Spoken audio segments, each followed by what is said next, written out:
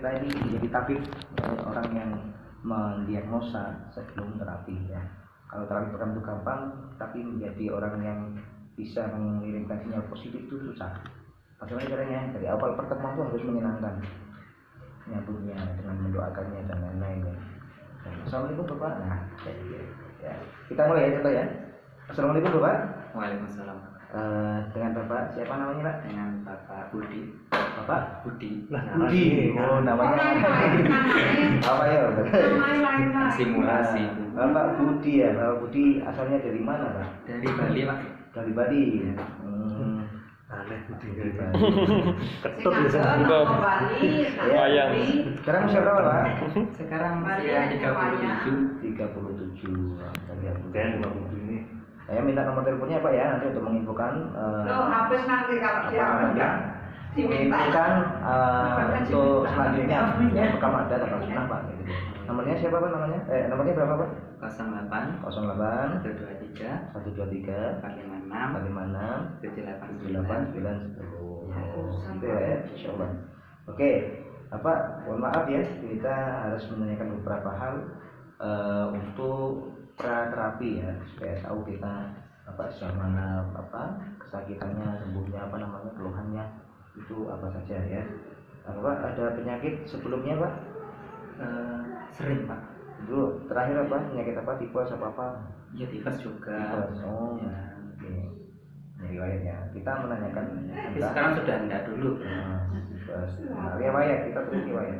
Dan keluhan sekarang apa Pak?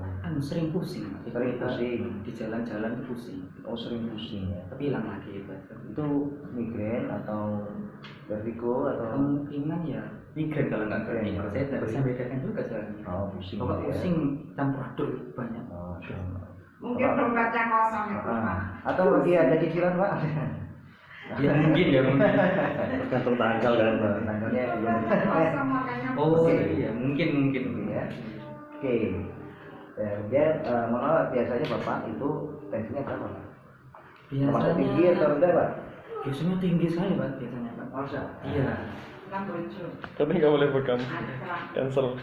Jelas. Ya, oke. Iya, Ini Bapak akan saya periksa ya, tensinya. Ini sebagai acuan kami kita. Ya. Tapi kalau Bapak misal terjadi memang tensinya tinggi banget, kita nggak bisa bekam juga Pak. Waduh, sudah jauh-jauh datang. Masih bisa ideal ya kita lihat. Ya semoga.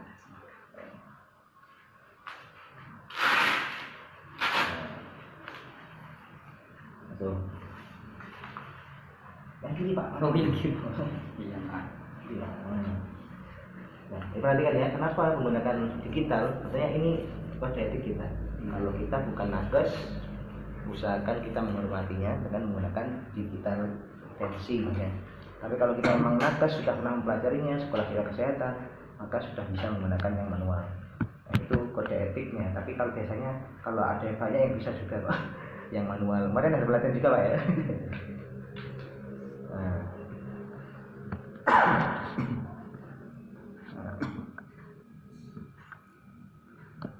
Soalnya ada beberapa kelemahan di digital sangat banyak. Tapi hanya ini instrumen yang menurut saya bisa diperhitungkan karena biasanya hampir sama dengan pemeriksaan. Nah, kalau kita sudah bisa biasanya berapa Pak dan ketentuannya nggak jauh beda kita pakai ya sama. Kalau nggak juga kalau kalau kita nggak tanya dulu karena tidak bisa menjadi diagnosa. Harus sering cek baterai. Nah, iya. Di baterai makanya kita harus pakai power bank kuat. Jadi 128 581. Ya, habis minum kopi. Makanya kopi ya. Pusing tenang ya. Biasanya 90. Tapi sekarang sudah nggak pusing ya? Oh tidak ya. Ketika datang langsung pikiran ya berkurang lah pusingnya. Masih agak dikit. Jadi gini lah ya, bekam ya. Bekam ini adalah salah satu pengobatan Islam. Yang dikatakan pengobatan Islam artinya pasti ada dasarnya ya. Salah satu yang Rasulullah selalu ingatkan pada umatnya yaitu adalah maksudnya bekam adalah pengobatan terbaik. Nah, saya bacakan hadisnya Pak ya. Inna Abdullah Ma'tadawa itu bil hijamah. Sesungguhnya sebaik-baiknya pengobatan adalah hijamah pada Rasulullah. Jadi Jadi semoga nanti Bapak bisa mendapatkan manfaat dari yang Rasulullah sarankan ini. Ya. Oke, hasil pemeriksaan Bapak tensinya tadi 128, 881. Oke. Saya ajukan nanti bekamnya Bapak cukup dengan 3 titik, ya. Cukup dengan 3 titik al-akhdain, ya, al-akhdain itu di leher 2 di sini, kemudian sama al-kahil. Rasulullah bersabda jika arah sudah berbekam di titik al-kahil dan al-akhdain secara bersamaan, ya, dalam hadisnya kata Rasulullah tidak perlu berobat dengan yang lain. Nah, semoga jadi kesempatan. Jadi tadi situ kita sudah menyimpulkan. Kemudian yang terapi seluruh tanda tangan. Saya yang tanda tangan ini. Enggak ditanya itu keluarnya apa. Tadi sudah dulu. Keluarnya pusing-pusing. Tambah pusing saya jadi. Oh ya, ada satu hal yang saya lupakan ya tadi. Tadi makan terakhir jam berapa? Oh, Malam. Ya mungkin tadi sekitar jam 6. Jam 6 nanti tidak lama ya. Kita makan. Karena kita juga tidak menunjukkan begitu. kalau baru 5 menit makan bekam nggak boleh. Ya. Jadi kita harus tunggu 1 jam lebih ya. 1 jam setengah baru boleh. Untung tadi tidak jadi makan waktu mau berangkat. Oh gitu ya, siap-siap ya. Jadi kalau bekam memang bagus ya, perutnya agak kosong. Bahkan Rasulullah pernah bekam waktu puasa saat diikhramkan. Jadi nanti bisa lebih maksimal ya, semoga nanti ketika dibekam di situ ada keutamaan berdoa Allah berikan kesembuhan kayak gitu ya. Oke, sekarang kan Bapak hari ini sekarang dibuka bajunya, kemudian menghadap ke arah kursi sana. Kursinya biar kursinya jadi nanti pakai ini namanya buka bajunya. Mangkuk. Gini oh ya. belum pernah bekam. Pernah. Sebenarnya. Ibunya yang bekam. Ibunya bekam. Ibunya tuh kam-kam. Ya lupa. Oke. Nah, ini sudah selesai ya. Jadi pendahuluan itu memberikan sinyal positif. Kalau kita bisa memberikan dakwah itu lebih baik. Berarti ya, Insya Allah itu jadi amal ibadah kita nanti. Jadi pembekam harus memberikan sinyal-sinyal positif sebelum kita membekam. Kalau sebelumnya dipijat-pijat dulu itu gimana? Ya, Boleh? iya nanti. Ya. Saya contohkan ini. Ini langsung. Iya benar, coba. Nah, kita pakai ini ya. Ini namanya menjalin ya. Oh, jadi kalau di Jawa Barat viral itu kan ya memang ini Zat ya? Iya. Ini kan untuk penyiapan kulit, jadi lebih siap.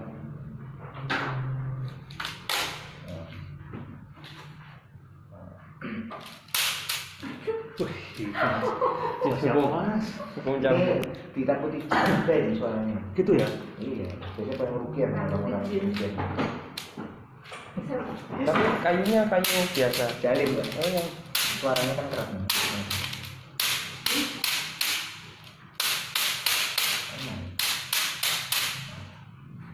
Nah ini Pak, saya sebelum bekam biasanya kita ada mengujikan sebentar dan juga ada penyiapan kulit dengan cara menggunakan pentokan Pak ya.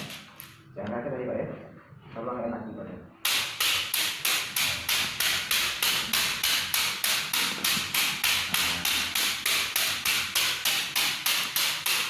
Jadi kalau sini ampun gitu. Saya pernah Sininya menarik. saya bekam gini, masih saya dirinya kesurupan. Jadi mungkin karena memang Iya. Kan kita nggak tahu kan orang kan. Kalau orang yang gangguan, kalau saya biasanya dari gangguan ya.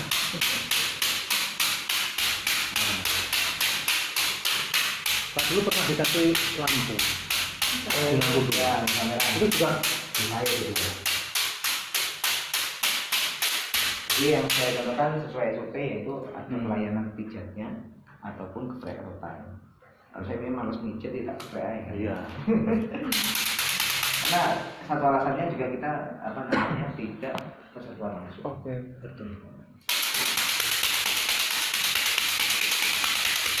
Ini aja 5 menit.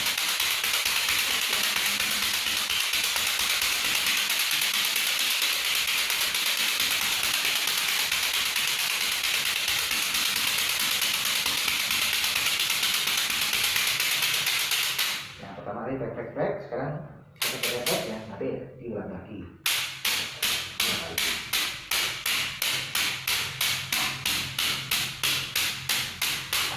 Jangan betul ya, dari masalah datang kaki.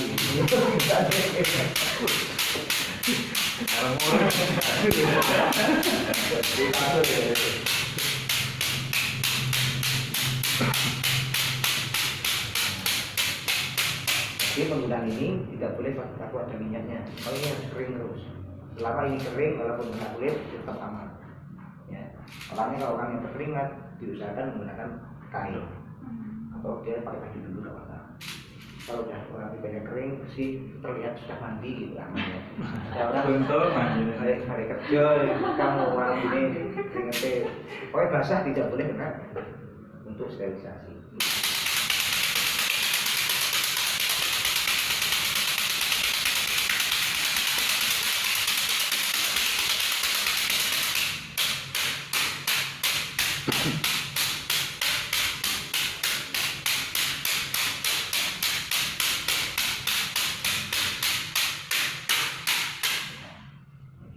Baiklah, sudah selesai. Kalau sudah seperti ini, kulitnya sudah cukup kuat atau sudah merasa lebih panas ya.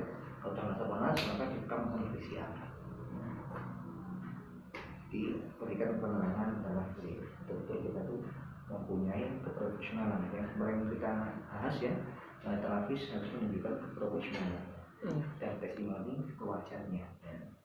Kalau kalau sudah dibagi, artinya sudah ingat masuk angin sudah keluar. Bapak lagi sudah enggak, tidak ada gajinya. Kalau sudah ada gajinya. Atau belum ya? Ada mau habis cara begini kan, kita saya pegang. Ketika Islam sudah kenapa? Ya, al jinnu majrud dam ya, jin itu mengalir darah manusia. Maka tindakan bekam ini adalah ruqyah. Ya, tidak jarang saya temui orang dibekam selalu sendawa bahkan muntah. Ya, tapi muntah yang bukan mual, bukan muntah yang angin. Kenapa? Ya, kalau bekam itu adalah improvokasi dari gangguan jin juga, nilai dari bekam tersebut. Maka kita mulai dengan bismillah. Itu ada yang mensyaratkan wudhu dulu itu? Ya, harus wudhu. Nah, wudhu ya. Kalau saya datang biasanya pasiennya tak suruh wudhu kayak gitu. Kalau di meja terapi saya sudah ada tulisan sebelum terapi sebaiknya wudhu. Nah, yang terapisnya maupun yang diterapi. Nah, Itu tujuannya gimana? tujuannya ada satu dengan diri. Ya, kalau kita sudah namanya bekam Sudah tertinggi. ya rata-rata apalagi penduduk pemukim Banyuwangi ini adalah rata-rata nenek moyangnya adalah berilmu. Kalau ada yang orang dengan jin kota jin apa namanya jin saka atau jin turunan itu biasanya memang menyerang kita pembekamnya. Minimal kita baca Bismillah, sudah aman. Begitulah begini mudah. Ya, kita aja kadang-kadang lupa. Nah, habis ini kan kita sudah mulai membekam, itu dibimbing dengan doa bekam. Nah, perhatikan ini alat-alatnya ya. Jadi saya menggunakan waktu pemijatan, waktu misalnya tadi pengen mijit ya, saya mijit pakai tangan kosong dulu. Ya, gini, tangan kosong. Kalau mau disediakan pemijatan, kalau saya memang lebih senang pakai sepatu tangan, saya tak lama ya. Konsepnya tangan kosong. Tapi kalau udah bekam, pakai satu tangan.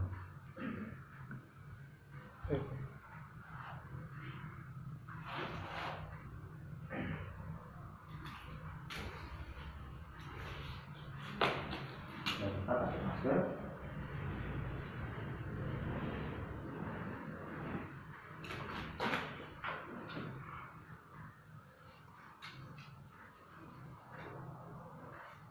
Pakai kopiah ya. Pakai kopiah itu untuk melindungi rambut kita tidak jatuh pada kulit pasien.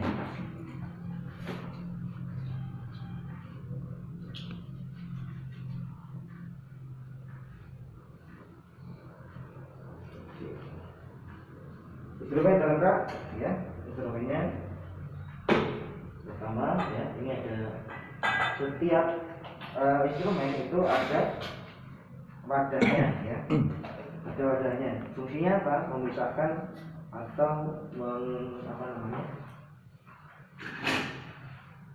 mencegah untuk bersentuhan dengan hewan lainnya ya. Kalau misalnya kena darah gitu ya.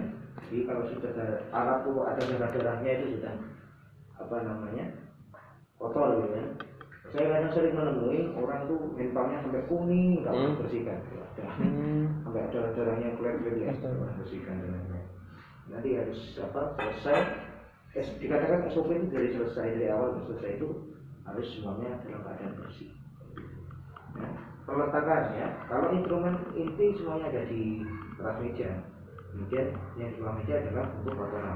Tidak boleh kotoran darah nanti di tas, boleh. Gitu ya. Oke, kita mulai pembekaman. Mas Diki, ya, agak mundur dikit. Di sini. Nah, ya. Sama kursinya kan? Nah, ya. Kita mulai proses jadi sudah termasuk ya. Tadi sudah mulai pemijatan, kemudian semprotan. Kita hari ini sudah siap. Apabila sudah siap, kita gunakan zaitun. Pertama zaitun kalau kita punya cup, gunakan cup ya. Ini nggak dibersihkan dulu, tanpa pakai alkohol kulitnya. Ya, ini saya masih menyiapkan di sini. Ya, kita menyiapkan kalau kita punya cup kecil di sini, zaitunnya di sini. Taruh di bawah.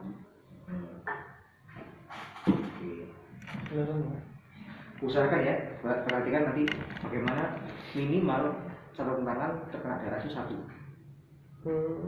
atau bersih sama sekali bukan. Ya. Penyiapan tadi sudah selesai. Penyiapan ini ada 2 kemungkinan. Kalau terlihat permukaan kulitnya kotor, orang yang berkeringat atau banyak kukul dan lain-lain, ya usahakan dibersihkan dulu. Tapi kalau sudah seperti ini tidak perlu, ya tidak perlu, tidak bersih orangnya dan mandi.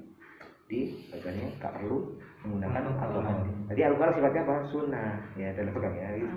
Sifatnya sifat boleh ya.